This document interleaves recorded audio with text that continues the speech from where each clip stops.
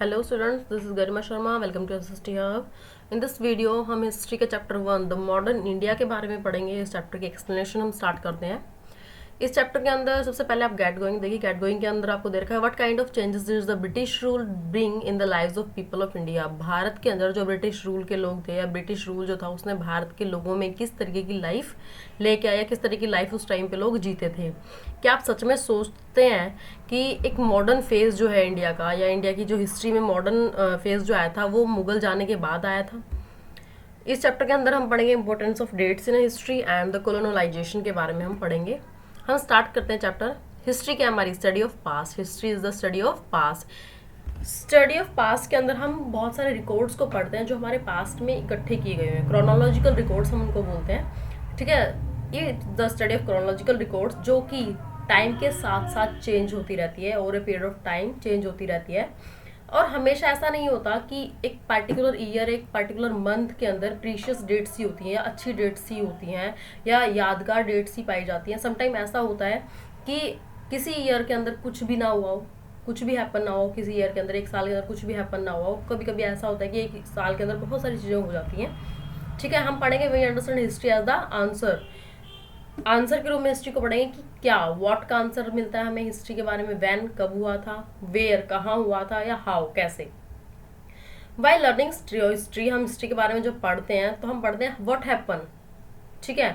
इसका एक definite answer होता है, बट आंसर जो होते हैं हमेशा जनरलाइज किए जाते हैं, एग्जैक्ट आंसर नहीं होते। फॉर एग्जाम्पल अगर हम रिवॉल्ट की बात करें तो रिवॉल्ट हुआ था 1857 में, ठीक है। 1857 की अगर रिवॉल्ट की बात करें तो हम बता सकते हैं कब हुआ था, 1857 में। लेकिन उसके क्या कारण थे, वो किस कारण से हुआ था, वो एक पर्टिकुलर स्पॉट पे नहीं हुआ है, एक पर्टिकुलर डे के दिन नहीं हुआ है। उसकी बहुत लॉन्ग स्टैंडिंग जर्नी थी, बहुत लंबी उसकी जर्नी थी कि सोल्जर्स के बीच में या ब्रिटिशर्स के बीच में काफ़ी विवाद हुए काफ़ी लंबे समय तक। हो सकता है कि 2 मंथ्स, 3 मंथ्स, 4 मंथ्स, 6 मंथ्स या 1 ईयर तक भी हो सकता है। तो ये ऑन द स्पॉट नहीं हुआ होगा, एकदम से नहीं हुआ। लेकिन उसका जो कंक्लूजन निकला वो 1857 रिवोल्ट वाले दिन, वो रिवोल्ट ईयर में निकला। उसमें भी डेट अलग अलग हो सकते हैं, कभी किसी दिन कहीं पे कहीं हो रहा है, किसी दिन कहीं पे कोई विवाद हो रहा है या कोई लड़ाई झगड़ा हो रहा है, इस तरीके से। तो एक पर्टिकुलर डेट यहाँ पे फिक्स नहीं की जा सकती। अब हम पढ़ेंगे इंपॉर्टेंस ऑफ डेट्स। डेट्स की इंपॉर्टेंस क्या होती है हिस्ट्री के अंदर, ठीक है। हम जानते हैं कि हिस्ट्री को डेट से ही हम एसोसिएट करते हैं, उसको उसका संबंध हम हिस्ट्री का डेट से ही रखते हैं, क्योंकि डेट से ही हमें पता लगता है। ज़्यादातर हम पढ़ते हैं डेट्स या ईयर के बारे में, कोई राजा कब पैदा हुआ है, ठीक है, उसने क्या क्या पॉलिसीज चलाई हैं, वो राजा कब बना है, या उसकी शादी कब हुई है, उसके बेबीज कब हुए हैं, या पर्टिकुलर वॉर उसने किसी अगर स्टेट के साथ किया है या किसी अलग उसके साथ किया है, ये कंट्री के साथ, तो वो कब किया है, इस बारे में हम जानते हैं। तो वो हमें डेट्स याद रखनी पड़ती हैं कि किस दिन क्या हुआ था, ठीक है। जो फेमस चीज़ें हैं वो यहाँ पे दी जाती हैं, अदरवाइज जो फेमस नहीं होती हैं उनको छोड़ दिया जाता है। तो इन्होंने एक टॉपिक्स के थ्रू जो इम्पोर्टेंट टॉपिक्स थे हिस्ट्री के, उनको अलग अलग पीरियड वाइज, ठीक है, चैप्टराइज किया गया है कि अलग अलग चैप्टर्स में क्लियर करने के लिए अलग चैप्टर में आपको दिया गया है कि अलग अलग इवेंट की क्या इंपॉर्टेंस थी, और वो इवेंट जिन्होंने हिस्ट्री को एक शेप दी, यानी कि जो यादगार बन गए, जिनके बाद कुछ चेंजेस आए हमारी हिस्ट्री के अंदर, वही इवेंट्स हम पढ़ेंगे इन चैप्टर्स में। पीरियोडाइजिंग हिस्ट्री। पीरियोडाइजिंग हिस्ट्री के बारे में पढ़ेंगे। 1857 में जेम्स मिल थे। जेम्स मिल एक स्कॉटिश थे, इकोनॉमिस्ट एंड पॉलिटिकल फिलोसफर भी थे। इन्होंने एक बुक लिखी थी a history of British India. इन्होंने इसके 3 वॉल्यूम्स बताए थे। इन 3 वॉल्यूम्स को इन्होंने डिवाइड किया था हिंदू, मुस्लिम एंड ब्रिटिश। इनके अकॉर्डिंग अगर हम देखें तो ब्रिटिश आने से पहले सिर्फ इंडिया के अंदर कौन थे, हिंदू एंड मुस्लिम थे, जिन्होंने इसके ऊपर पूरी तरीके से राज किया था या अपना रूल फैला रखा था। इन्होंने हिंदू और मुस्लिम के कारण ही, इनके अकॉर्डिंग, जेम्स मिल के अकॉर्डिंग, हिंदू और मुस्लिम के कारण ही यहाँ पे रिलीजियस इंटॉलरेंस बहुत ज़्यादा थी, यानी कि धर्म के ऊपर वाद विवाद बहुत ज़्यादा होते थे। कास्ट सिस्टम बहुत ज़्यादा थी यहाँ पे, ऊंच नीच, अपर कास्ट, लोअर कास्ट, ये सब बहुत ज़्यादा मानी जाती थी, ठीक है। क्लास इश्यूज बहुत थे कि अपर क्लास पर्सन है, मिडिल क्लास है, एंड सुपरस्टिशंस पे बहुत ज़्यादा लोग बिलीव करते थे।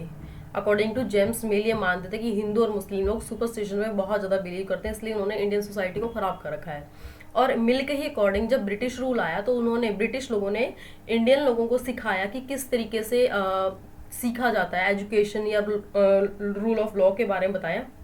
उन्होंने इंट्रोड्यूस करवाया अपने यूरोपियन कल्चर को इंडिया से, ठीक है। The idea of history represent the Indian history before British rule. जो हिस्ट्री है इंडिया की, वो कहाँ पे ब्रिटिश रूल के सामने इन्होंने रिप्रेजेंट की नेगेटिव लुक में, है ना। नेगेटिव दिखाया गया है यहाँ पे, हिंदू और मुस्लिम को लड़ाई झगड़ा करते हुए धर्म के ऊपर बताया गया है, कास्ट सिस्टम में बहुत ज्यादा था। लेकिन जब ब्रिटिश लोग आए तो इन्होंने बहुत अच्छा कल्चर यहाँ पे दिया है, या एजुकेशन दिया है, रूल ऑफ लॉ दिया है। तो इन्होंने अगर देखें तो हमारी हिस्ट्री को ब्रिटिश रूल के सामने एक नेगेटिव आउटलुक दिया है ना, एक गलत आउटलुक दिया है, जिनको बताया गया कि ब्रिटिश लोगों के आने से पहले इंडिया सिर्फ डार्कनेस में था, ठीक है, अंधेरे में था। और उसके साथ साथ बहुत सारी वैरायटीज ऑफ फेथ, है ना, अलग अलग बिलीव, अलग अलग चीजों पे, अलग अलग धर्मों पे बिलीव लोग रखते थे। इंडियन हिस्ट्री में हम रेफर नहीं कर सकते कि कोई हिंदू या मुस्लिम ही है, लेकिन इंडिपेंडेंस के बाद जब हमारा देश आजाद हो गया तो इंडियन हिस्टोरियंस जो थे उन्होंने इस चीज को बिल्कुल नकार दिया। उन्होंने बोला कि हमारे देश को रिलीजन बेस्ड पे कभी भी डिवाइड नहीं किया जा सकता, यानी कि अगर हिस्ट्री की अगर हम बात करें तो हिस्ट्री में हमारे देश को धर्म के नाम पर डिवाइड नहीं किया जा सकता। तो उन्होंने उसके बाद डिवाइड किया इंडियन हिस्ट्री को थ्री पार्ट्स में, ancient history, medieval history and modern history, ठीक है। एंशिएंट हिस्ट्री के अंदर वो पर्सन बताए गए हैं जो ये लगा लो आदि मानव वगैरह थे, स्टोन एज टाइम का जो टाइम था उसको हम एंशिएंट हिस्ट्री में ले सकते हैं। इसके अंदर वो पर्सन थे जो सिर्फ सर्वाइवल के लिए जाते थे, मतलब सिर्फ खाना उनको मिल गया, यहाँ से दूसरी जगह चले गए, दूसरे से तीसरी जगह चले गए, जंगल में घूमते रहे, सिर्फ सर्वाइवल के लिए वो रहते थे और अपना काम करते थे। उसके बाद स्टोन एज आ गया, है ना, पत्थरों का उन्होंने यूज करना शुरू कर दिया, टूल्स वगैरह बनाए, व्हील वगैरह बनानी शुरू कर दी, व्हील से एग्रीकल्चर बहुत ईजी हो गया था, आना जाना उनका बहुत ईजी हो गया था। उसके बाद उन्होंने जो भी चेंजेस किए उनकी लाइफ में वो माइलस्टोन सेट हो गए, क्योंकि देखो उस टाइम पे व्हील का आविष्कार हुआ था, इन्वेंशन हुआ था, और आज तक हम व्हील का यूज कर रहे हैं, सबसे ज्यादा व्हील का यूज अभी भी हो रहा है ना। तो वो सारी चीजें क्या हो गई, माइलस्टोन बन गई। उसके बाद उन्होंने सेटलमेंट करना सीख लिया, सिविलाइजेशन करना सीख लिया था। अब जैसे कई जगह पे आदिवासी अभी भी पाए जाते हैं, चिफ्टन्स, छोटे जो राजा होते हैं, राजा, अगर हम देखें ये सारी चीजें तो अभी भी हमारे यहाँ उसी टाइम से धीरे धीरे धीरे लोग सीखते आ रहे हैं और बढ़ रहे हैं आगे। तो ये हम बोल सकते हैं एंशियंट टाइम जो था या एंशियंट हिस्ट्री जो थी वो आदि मानव की हिस्ट्री थी, कि उसने क्या किया, कैसे रहता था, किस तरीके से सीखा उसने, उन सब कंसेप्ट्स के बारे में दे रखा है। और इसके अंदर society, economy, culture and politics ये किस तरीके से आगे बढ़े, डेवलप हुए, उनके बारे में हम पढ़ेंगे। अब ये क्या है मिडेवियल इंडियन हिस्ट्री। मिडेवियल इंडियन हिस्ट्री कब स्टार्ट होती है, जब तुर्की भारत के अंदर आते हैं, तुर्क देश के लोग जब भारत के अंदर आते हैं तो हमारा मिडेवियल इंडियन हिस्ट्री स्टार्ट हो जाती है। इसके अंदर वो लोग क्या थे, गुलाम बहुत ज्यादा बनाते थे, स्लेव्स, रॉयल किंग बहुत ज्यादा थे, मिनिस्टर्स, पावर एंड वॉर, इन सब चीजों की यहाँ पे बहुत ज्यादा बातें हुई हैं। लोगों ने जो अपने से कम पावरफुल लोग उनको गुलाम बनाना शुरू कर दिया। जो रॉयल किंग थे वो सिर्फ अपनी ही मिनिस्ट्री को वहाँ सेट करते थे और अपनी ही पावर चलाते थे, किसी और देश में पावर के थ्रू वॉर कर देते थे और उसके थ्रू अपना राज्य फैला लेते थे, ठीक है। It is existing to see how form a small kingdom, ये बताता है कि किस तरीके से एक छोटा किंगडम, एक छोटा राजा ब्रेव किंग बन जाता है और अपनी एक पूरी आर्मी बना के किसी कॉन्टिनेंट पे राज कर लेता है, ठीक है। उस टाइम पे बहुत ज्यादा पावर का ही चलता, जिसके पास पावर है, पैसा है, उसी की वैल्यू होती थी, अदरवाइज गरीब लोगों की कोई वैल्यू नहीं, ठीक है। इसी के साथ साथ हम पढ़ेंगे इसके अंदर कि यूरोपियन जो ट्रेडर थे वो किस तरीके से भारत के अंदर आए, उन्होंने किस तरीके से भारत के अंदर वेल्थ को देखकर यहाँ पे आए हैं, उनका क्या पर्पस रहा था और कितनी हार्मफुली वो और कितनी मतलब बहुत ही सिर्फ ट्रेडिंग करने के लिए यहाँ पे आए, हम्बली बहुत वो लोग यहाँ पे आए, वो किसी पर्टिकुलर एरिया पे या कंट्री के ऊपर राज करने के लिए नहीं आए थे, सिर्फ ट्रेडिंग, व्यापार करने के लिए भारत में आए थे। लेकिन धीरे धीरे ब्रिटिश ईस्ट इंडिया कंपनी जो थी वो एक अलग रूप ले लेती है, उसने हर एक चीजों पे अपना राज करना शुरू कर दिया था, हर एक चीजों को अपने अंडर लेना शुरू कर दिया और धीरे धीरे पूरे भारत को गुलाम बना लिया था। इसी में हम मिडेवियल इंडियन हिस्ट्री में हमारा आता है 1857 का रिवोल्ट किस तरीके से हुआ, किस तरीके से ब्रिटिश लोग यहाँ पे रूल करते थे, ठीक है, और किस तरीके से ब्रिटिश ईस्ट इंडिया कंपनी से हटकर ब्रिटिश क्राउन के अंडर इंडिया आ गया था, यानी कि ब्रिटिश ईस्ट इंडिया कंपनी का यहाँ पे राज था पहले। ये ब्रिटिश ईस्ट इंडिया कंपनी जो भी करती थी, जो भी रूल बनाती थी, पहले वही फॉलो होते थे। उसके बाद ब्रिटिश क्राउन के अंडर में डायरेक्ट इंडिया आ गया था, क्योंकि 1857 का जो रिवोल्ट हुआ था उसने ब्रिटिश ईस्ट इंडिया कंपनी को हरा दिया था, ठीक है। अब फिर 1850 में क्या हुआ था, ब्रिटिश क्राउन आ गया था जिसके अंडर में इंडिया डायरेक्ट आ गई थी। फिर है कॉलोनाइजेशन। कॉलोनाइजेशन क्या होता है, एक पर्टिकुलर कंट्री के ऊपर किसी दूसरी कंट्री का राज होना, या एक पर्टिकुलर कंट्री को दूसरी कंट्री जब चलाती है अपने तरीके से, अपने रूल से, तो उसको हम बोलते हैं कॉलोनलाइजेशन, ठीक है। इन इंडिया हिस्ट्री, अगर हम इंडियन हिस्ट्री में बात करें तो हम पढ़ते हैं वो टाइम जिस टाइम ब्रिटिश ने भारत के ऊपर राज कर रखा था, ठीक है, एक modern period, but it was more colonial, लेकिन वो बहुत ज्यादा कॉलोनियल था। क्यों? क्योंकि इंडिया जो है वो कॉलोनी बन गई थी ब्रिटिश लोगों की। अगर मॉडर्न एरा हम देखें, मॉडर्न एरा क्या होना चाहिए? इंडस्ट्रियलाइजेशन होनी चाहिए मॉडर्न एरा के अंदर, डेवलपमेंट होनी चाहिए, सिटीज की ग्रोथ होनी चाहिए, टाउन की ग्रोथ होनी चाहिए, साइंटिफिक रिसर्च वगैरह भी होना चाहिए, and not of one of colonisation, और किसी के अंडर में नहीं होनी चाहिए वो कंट्री, है ना। तभी तो उसकी डेवलपमेंट होगी, तभी तो वो मॉडर्न बनेगा, जब वो किसी के अंडर में नहीं होगा, किसी देश का गुलाम नहीं होगा, और ये सारी चीजें उसके अंदर होंगी, है ना। लेकिन क्या था, इंडिया ब्रिटिश के अंडर में थी और वो सारी चीज़ें उसमें बहुत कम थी, तो वो उसको हम मॉडर्न एरा नहीं बोल सकते इंडिया के लिए। 18th सेंचुरी में अगर हम देखें तो बिगिनिंग हो गई थी, स्टार्ट हो गई थी मॉडर्न एरा की, लेकिन वो बिगिनिंग यूरोप में हुई थी, भारत में नहीं हुई थी। वो भारत में क्यों नहीं हुई उसके बारे में अब हम पढ़ेंगे कि किस तरीके से भारत एक ब्रिटिश लोगों की कॉलोनी बन गया था। तो फर्स्ट पॉइंट इसका ब्रिटिश जो है उन्होंने क्या किया, अपनी कंट्री को यहाँ पे सेट कर लिया। यहाँ के जो राजा नवाब उनसे संधि कर लेते थे, उनसे एक समझौता कर लेते थे कि अगर आप हमें इतनी जगह दे दो या हमें इतना रेवेन्यू दे दो तो हम आपकी हेल्प करेंगे, अपने सैनिक भेज देंगे और आपको वॉर में जिता देंगे। इस तरीके से कुछ कोई भी समझौता वो लोग कर लेते थे, और धीरे धीरे उन्होंने सारे नवाब पे, सारे राजाओं पे कब्जा कर लिया था। और 1857 के रिवॉल्ट तक मुगल एम्पायर में जो सबसे लास्ट राजा था, मुगल एम्परर बहादुर शाह जफर, उसको रंगून भेज दिया गया था। ठीक है, रंगून भेजने के बाद उसके बाद 1858 में डायरेक्ट जो इंडिया है वो ब्रिटिश क्राउन के अंडर में आ गया। जैसा कि मैंने आपको बताया था, ईस्ट इंडिया कंपनी से हट गया था और ब्रिटिश क्राउन के अंडर में आ गया था। ब्रिटिश जो क्राउन है उसने एक वॉयसराय को भेजा। वॉयसराय इंग्लैंड से होते थे, जैसा कि नाम से सजेस्ट किया जाता है, यही रिप्रेजेंटेटिव होते थे रॉयल्टी के, यानी कि ब्रिटिश क्राउन की तरफ से ये पर्सन आता था वॉयसराय बनकर कोई भी, और वो हेड होता था इस कंट्री का। ठीक है, वही राजा होता था उस पूरी कंट्री का। जैसे कि अगर हम भारत की बात करें, भारत अंग्रेजों का गुलाम था, ब्रिटिश लोगों का गुलाम था, तो ब्रिटिश क्राउन ने अपने किसी पर्सन को वॉयसरॉय बना के भेजा भारत में, और भारत का एक राजा सिर्फ वॉयसरॉय ही रहेगा। ठीक है, उससे पहले सिर्फ लास्ट राजा था मुगल का बहादुर शाह जफर, उसको भी रंगून भेज दिया गया था।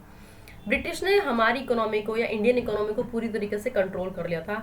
वो लोग क्या करते थे, यहाँ के लोगों से रेवेन्यू लेते थे, टैक्स लेते थे। ठीक है, और उस टैक्स को अपने ही खर्चे को उठाने के लिए यूज करते थे, भारत के लिए या उस कंट्री के लिए वेलफेयर के लिए वो यूज नहीं करते थे। इंडियन फार्मर्स को फोर्स किया जाता था कि वो कॉटन और इंडिगो की कल्टीवेशन करें, यानी कि अपने खेतों में कॉटन और इंडिगो उगाए, जिसको वो अपने देश इंग्लैंड भेज देते थे एज अ रॉ मटेरियल, और वहां से उसका अच्छी प्रोडक्शन करके एक फिनिश्ड प्रोडक्ट के रूप में भारत में लेके आते और भारत की मार्केटों में बेच देते थे। यानी कि भारत के ही लोग कॉटन और इंडिगो को ग्रो करते और उसके बाद उसको कम दामों में ब्रिटिश लोगों को दे देते, और ब्रिटिश लोग क्या करते थे, उनको अच्छा प्रोडक्ट बना के भारत को वापस कर देते, लेकिन डबल या ट्रिपल दाम में। यानी कि अगर मान लो उन्होंने 2 रुपए कॉटन उनको दिया है तो शायद वो 10 या 8 रुपए का कॉटन उनको वापस मिलता था कुछ अच्छा प्रोडक्ट बनने के बाद, हालांकि उसके ऊपर इतनी लागत भी नहीं लगती होगी, है ना। तो डबल या ट्रिपल या शायद उससे भी ज्यादा लगता होगा। अब हम बात करते हैं क्विक रीजन फर्स्ट की। At one time European wanted to trade with India. European जो है वो इंडिया से व्यापार करना चाहते थे। तो ये स्टेटमेंट क्या है, ट्रू है। History is the study of past, हमने पढ़ा था। Who is James Mill, James Mill कौन है, एक स्कॉटिश इकोनॉमिस्ट है एंड पॉलिटिकल फिलोसफर भी है। Britishers exiled Bahadur Shah Zafar to, British लोगों ने बहादुर शाह जफर जो कि मुगलों का लास्ट एम्परर था, लास्ट राजा था, उसको कहाँ भेज दिया था, रंगून। ठीक है, the Indian farmer were forced to produce, Indian farmer को क्या प्रोड्यूस करने के लिए फोर्स किया जाता था, कॉटन और इंडिगो। ठीक है, कि ज्यादा से ज्यादा कॉटन ग्रो करो, इंडिगो ग्रो करो, और भी कुछ चीजें उनकी होती थी वो। अब हम पढ़ते हैं, there are different sources which provide information about this period of colonisation. कुछ सोर्सेज हैं जो हमें अलग अलग इन्फॉर्मेशन प्रोवाइड करवाते हैं कॉलोनाइजेशन के बारे में, उनके बारे में हम पढ़ेंगे। सबसे पहले लिटरेरी सोर्सेज, कुछ ओरिजिनल डॉक्यूमेंट होते थे, गवर्नमेंट की रिपोर्ट्स हो सकती हैं, एडमिनिस्ट्रेटिव वर्क का कोई भी रिकॉर्ड हो सकता है, सर्वे रिपोर्ट हो सकती है ब्रिटिश वगैरह की। वो लिटरेसी सोर्सेज जो भी थे वो सारे इस पीरियड में सारे के सारे रिकॉर्ड कहाँ पे रखे गए हैं, आर्चिव म्यूजियम के अंदर। ठीक है, अब डू में देखिए लेटर एंड मेमोज जो कि उस टाइम पे यूज किए जाते थे अलग अलग डिपार्टमेंट में। एक डिपार्टमेंट से दूसरे डिपार्टमेंट में अगर कोई लेटर या मेमो भेजा गया है, या दूसरे से किसी और डिपार्टमेंट में, सिर्फ गवर्नमेंट डिपार्टमेंट्स में, तो वो आज भी हमें आर्चिव्स में देखने को मिल जाएंगे। और by the middle of 19th century के बीच में बहुत सारी कॉपीज होने लगी थी उन रिकॉर्ड्स की, जैसे कि आजकल हम करते हैं ना फोटो कॉपीज।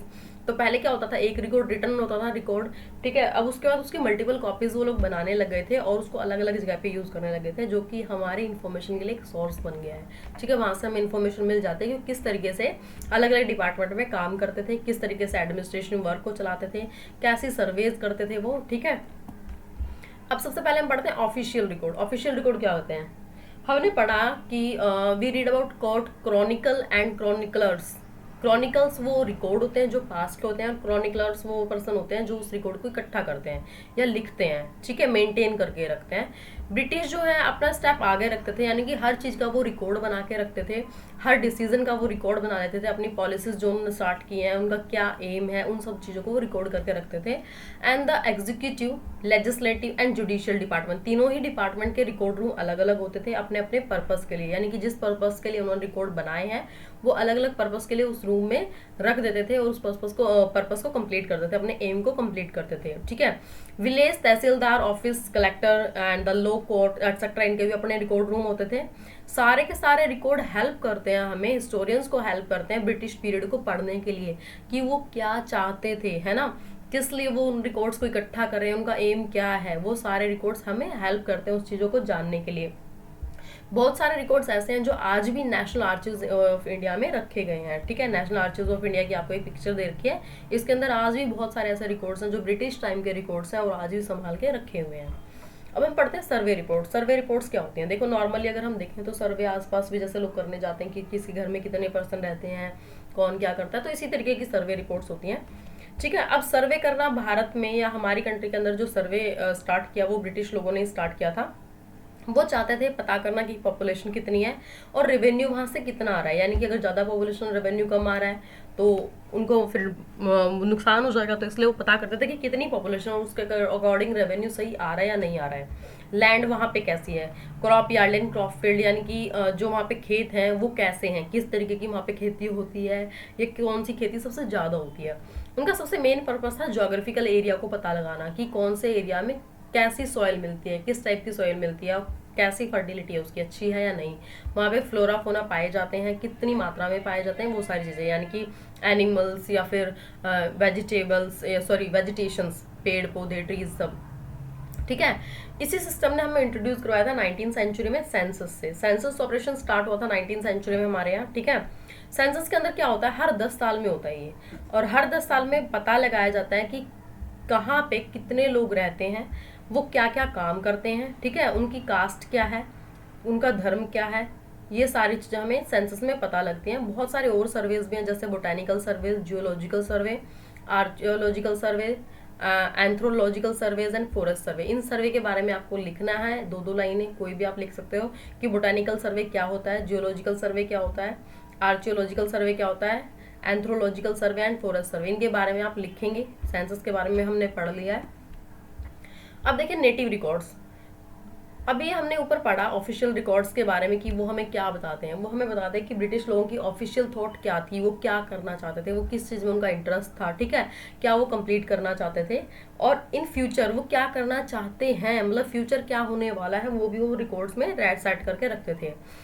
हाँ, लेकिन ये रिकॉर्ड हमें ये नहीं बताता कि भारत के लोग क्या सोचते थे, क्या महसूस करते थे, है ना, उनके क्या काम थे, इन सब के बारे में यहाँ पे कोई जानकारी नहीं है इन रिकॉर्ड्स में। इन रिकॉर्ड्स में ऐसी जानकारी ना होने के कारण कुछ और रिकॉर्ड्स भी हैं, जैसे हम नेटिव रिकॉर्ड्स बोलते हैं। नेटिव रिकॉर्ड होते हैं जिनसे हमें पता लगेगा कि लोग यहाँ के क्या सोचते थे, ठीक है। नेटिव रिकॉर्ड्स के अंदर diary, accounts, account of travellers, books, novel, poem, ये सारी बहुत सारी चीज़ें हैं जिनसे हमें पता लगता है कि भारत के लोग क्या करना चाहते थे, क्या सोचते थे, ठीक है। इन्हीं अकाउंट्स में पता लगता है कि उनके अंदर देशभक्ति की फीलिंग बहुत ज़्यादा थी, सेंटीमेंट भी बहुत सारे थे ब्रिटिश रूल के खिलाफ। अगर हम देखें ब्रिटिश लोग उनको कितना टॉर्चर करते थे, ठीक है, उसके लिए वो लोग गाने गाते थे, पोएम, डायरीज लिखी जाती थी, धरने देते थे, वो सारी चीज़ें हमें इन्हीं से पता लगती हैं, ठीक है। इंडिया के अंदर जो एजुकेटेड पर्सन थे, जो इंग्लिश लिखते थे, इंग्लिश बोलते थे, बहुत सारे इंग्लिश जानते थे, वो अदर लैंग्वेज भी जानते थे और वही ये सारी चीज़ों को सेट करके रखते थे या इन्हीं में रिकॉर्ड बनाते थे। दादा भाई नौरोजी थे जिन्होंने एक बुक लिखी थी, poverty and un British rule in India. किसने लिखी थी? दादा भाई नौरोजी ने, ठीक है। इस बुक के अंदर बहुत सारे ऑपरेसिव एंड एक्सप्लॉइटिव नेचर्स बताए गए कॉलोनियल रूल के बारे में, यानी कि किस तरीके से ब्रिटिश लोगों ने भारत के लोगों को दबाया, ऑप्रेस किया, एक्सप्लॉइट किया, ठीक है, उनको मतलब टॉर्चर किया, ये सारी चीज़ें हमें पता लगती हैं। बाल गंगाधर तिलक जो है उन्होंने एक न्यूज़पेपर स्टार्ट किया था, केसरी जिसका नाम था, वो मराठी में, मतलब मराठी लैंग्वेज के अंदर वो न्यूज़पेपर स्टार्ट हुआ था। इसके अंदर बताया गया है, अवेयर किया गया है लोगों को, यहाँ के ब्रिटिश रूल के खिलाफ यहाँ के लोगों को अवेयर किया गया था कि हम गुलाम नहीं है, ये हमारा देश है और इस गुलामी से हमें छुटकारा पाना है, इस टाइप से उनको अवेयर किया गया था। डू यू नो में देखिए एक प्रिंट हुआ था हिंदुस्तान टाइम डेटेड 22 मार्च का, आपको ऊपर दे रखा था प्रिंट, ये जो प्रिंट आपको दे रखा है इसके अंदर आपको थोड़ा क्लियर नजर नहीं आ रहा है, इसके अंदर बताया गया है कि 2000 पुलिस वालों ने खाना खाने से मना कर दिया था, उन्होंने प्रोटेस्ट किया था। क्यों किया था प्रोटेस्ट? क्योंकि भारत के लोगों को जो काम करते थे उनको सैलरी बहुत कम दी जाती थी, बहुत ही बैड क्वालिटी का खाना दिया जाता था, जो कि उनके लिए, अगर हम ह्यूमन कंजप्शन की बात करें या इंसान की बात करें, तो उसको नहीं खाना चाहिए, उसके लिए फिट नहीं होता है। तो उसके बारे में उस अखबार में छापा गया है 22 मार्च 1946 को। 2000 पुलिस वालों ने मना किया था, ठीक है। अब हम पढ़ते हैं quick reason 2। Survey reports were introduced in India by the, survey report कौन इंट्रोड्यूस किया था? ब्रिटिश इंडिया ने, सॉरी ब्रिटिश रूल ने इंट्रोड्यूस किया था सर्वे स्टार्ट करना भारत के अंदर। Who wrote the book poverty and un British rule, तो हमने अभी पढ़ा, दादा भाई नेहरूजी ने लिखा था। The newspaper Kesari in Marathi was started by बाल गंगाधर तिलक। स्टेटमेंट ट्रू और फॉल्स? तो स्टेटमेंट क्या है आपकी?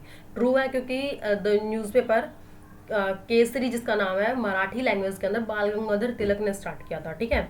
Literacy records have been preserved in, literacy record जो हमारे हैं वो कहाँ पे प्रिजर्व है? आर्चिव्स में और म्यूजियम्स में, दोनों में प्रिजर्व पाए जाते हैं, ठीक है। Thank you for watching my video students. Please do like, comment, share and subscribe if you like this video. Thank you.